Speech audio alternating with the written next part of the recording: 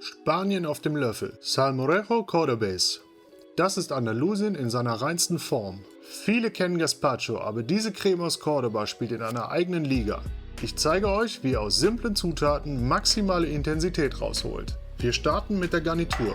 Traditionell wird Salmorejo mit Schinken serviert. Ich lege hier 3 Scheiben Serrano in eine Form und schicke sie bei 200 Grad für 10 Minuten in den Ofen. So erhalten wir den perfekten salzigen Crunch, der später den Kontrast zur cremigen Suppe bildet. Die Basis der Salmorejo ist Brot. Idealerweise nehmt ihr ein altbackenes Brötchen vom Vortag. Die trockene Krume saugt später den Tomatensaft perfekt auf. In Córdoba nutzt man traditionell das Pan de Telera, ein sehr dichtes Weißbrot. Die Würfel kommen in ein hohes Gefäß. Jetzt zum Star, die Tomaten. Sie müssen reif sein, fast schon überreif. Nur so haben sie genug Eigensüße und Saft. Wir schneiden sie grob. Da wir später alles fein pürieren, müssen wir hier nicht filigran arbeiten. Aber der Strunk sollte für ein sauberes Ergebnis natürlich raus.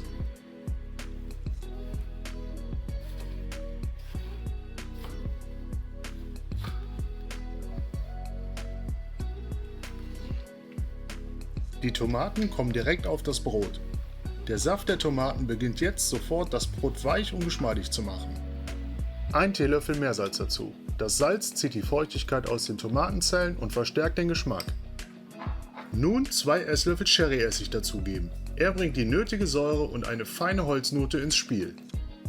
2 Zehen Knoblauch sorgen für die typische Würze. Ich schneide sie in feine Scheiben, damit sie sich später gleichmäßig verteilen. Ab damit zur Tomatenbrotmischung.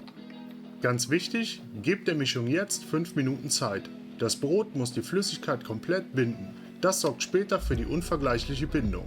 In der Zwischenzeit ist unser Serrano fertig. Seht euch das an. Das Fett ist ausgetreten und der Schinken hat jetzt die richtige Textur. Sobald er abgekühlt ist, wird er grob zerbröselt. Diese kleinen Salzinseln auf der Suppe sind später das Highlight beim Essen.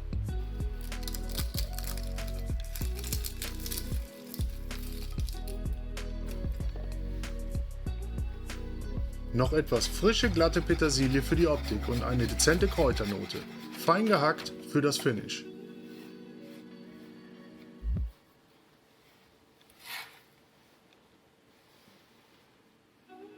Ein hart gekochtes Ei gehört zwingend zur Garnitur. Es liefert das nötige Protein und macht die Salmorejo zu einer vollwertigen Mahlzeit, nicht nur zu einer Vorspeise.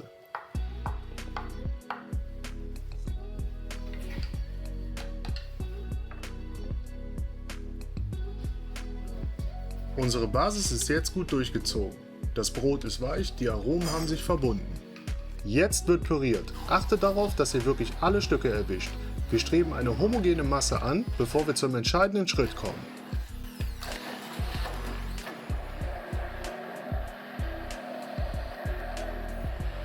Jetzt das Geheimnis der Konsistenz. Wir geben 200 ml bestes Olivenöl in einem feinen Strahl hinzu, während wir weitermixen. Wir erzeugen hier eine Emulsion, ähnlich wie bei einer Mayonnaise. Schaut euch an, wie sich die Farbe verändert, von einem tiefen Rot zu einem leuchtenden Orange-Rosa. Das ist das Zeichen, dass das Öl perfekt eingebunden ist. Die Konsistenz ist perfekt, standfest, cremig und glänzend. Genau so muss eine Salmorejo aussehen. Zeit zum Anrichten. Salmorejo wird traditionell kalt serviert. Sie ist das perfekte Gericht für heiße Tage.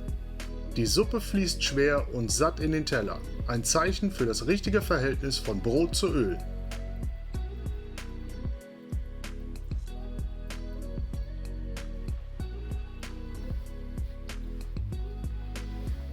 Wir garnieren strukturiert. Zuerst das fein gehackte Ei in die Mitte.